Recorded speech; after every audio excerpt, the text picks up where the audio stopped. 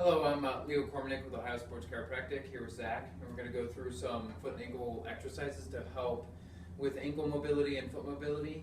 This is something that would be good to do prior to running or prior to exercise to help kind of get the foot and ankle a little looser. And typically with anybody that has chronic Achilles issues, calf strains, plantar fasciitis, even metatarsal pain or pain in the big toe and up in the front of the foot, these are some great exercises to do, and this is just all around a good routine to do to help keep proper mobility in the foot and ankle, which is really important with running.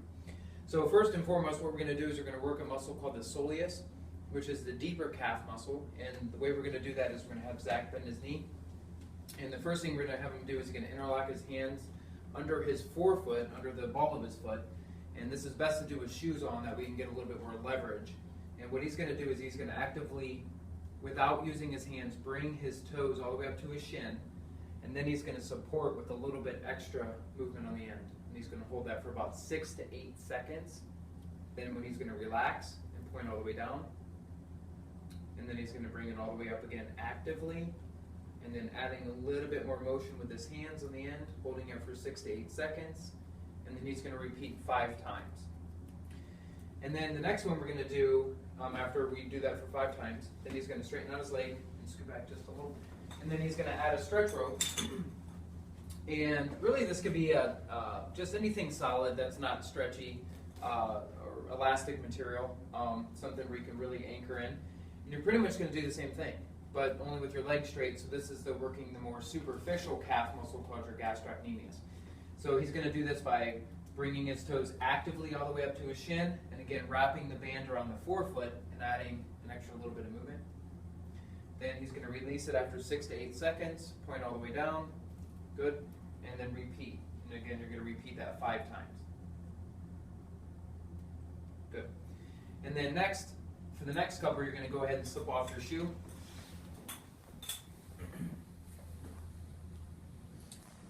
Great.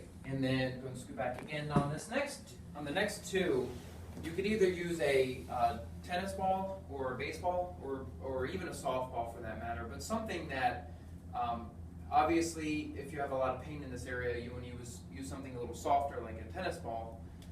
If you really want to get in there and really work it out and it's going to be a little bit more tender, you can use a baseball, something a little harder, or even a lacrosse ball or something along those lines. But for this purpose, we'll start out with a tennis ball.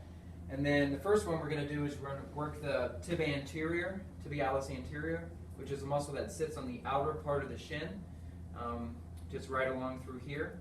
And so we're going to do this. First, you're going to have your knee bent in this direction just like this. Then we're going to work 5 sections, 5 times up the muscle, starting down this way. And then what you're going to do is you're going to sort of grip the ball, almost like CPR hold. You're going to kind of press it into the muscle. Again, we're not on the bone, we're right on the muscle. And then he's going to actively bring his toes all the way up, and then actively point all the way down. Okay? And then he's going to repeat that 5 times in 5 different spots. So say we did that 5 times, moving the foot in a good, slow, continuous pattern. And again, you're just working 5 different sections of the muscle all the way up. And then again, working 5 different locations. And then again, he's kind of lunging in a slow, controlled manner. This is a great one to do if you have somebody that has consistent shin issues. Okay, we're good on that one. So the next one, what we'll do is you want to grab a book or like a block, like if you have a yoga block, that'd be great. We have our trusty Gray's Anatomy book here. And this one, you're going to work out the back side. You're going to work out the calf and some of the muscles of the back side of the leg. We could use the right one on this one. And you can use a phone book, a yoga block, or something along those lines just to give you a little bit more leverage. And what he's going to do is again, we're going to work 5 sections, and we're going to do 5 continuous movements. And we're going to start just a little above the Achilles. You don't want to be directly on the Achilles. That would be bad. We want to be in the muscle just above the Achilles. And then again, this one's going to hurt a little bit more. This is probably going to be the most tender one. And then if you want to add a little bit more leverage, you can cross your leg just to add a little bit more leverage, and you don't need to lift yourself up. Good. All right, and then so the same thing's going to happen here. You're going to point all the way down, and then bring it all the way up as far as you can go. And you can always go a little farther than you think. And you want to go in a slow, controlled manner, moving the foot and ankle 5 times on each 5 locations. So say we did 5 times there, then he'll roll the ball up so it's a little higher. And again, you kind of want to search for those spots that are a little bit more sore, a little bit more tender, and really work them out. And then when you're pointing down, you want to make sure everything's being pointed down, toes and everything, and then all the way up as far as you can go. Perfect. So there's that one. And we'll go and switch spots here. And then the final 2 are, this one you'll need a golf ball. And we're going to work out 2 areas of the foot. The first area of the foot will be directly on the bottom of the foot, kind of a little bit more towards the outside. And what he's going to do is he's going to use his left hand here to hold the golf ball in, and then he's going to use his right hand to move his big toe. And you're going to work 3 sections on the bottom of the foot with this one, where we just move the big toe, and you're going to move the big toe 5 times in a slow, controlled manner. And again, you really want to bring that big toe up. Again, this one might be a little tender as well. And then say we did 5, then roll to a new spot. You're going to start up near the toe, but not directly under the big toe joint. You don't want to do that. You want to be just a little bit more into the arch. So go and relax.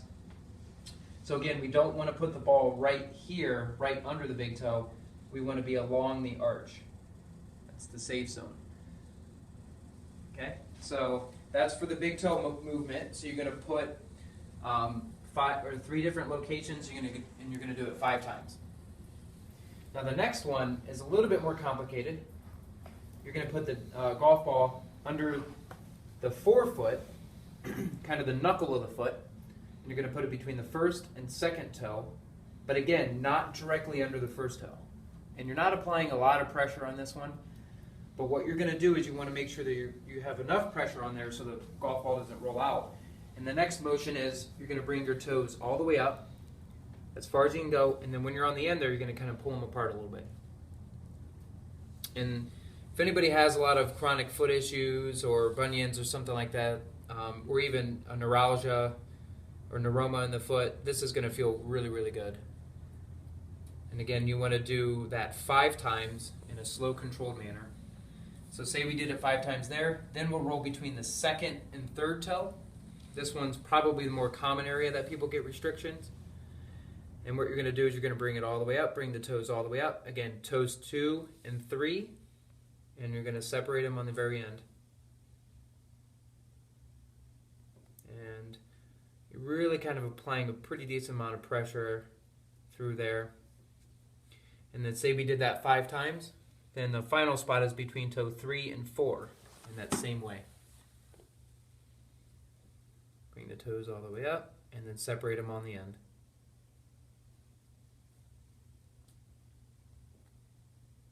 So again, great to do prior to running or anything involving running, any exercise involving running if you have chronic foot and ankle issues. And then overall that should take no more than 5 minutes. And yeah, so that's it.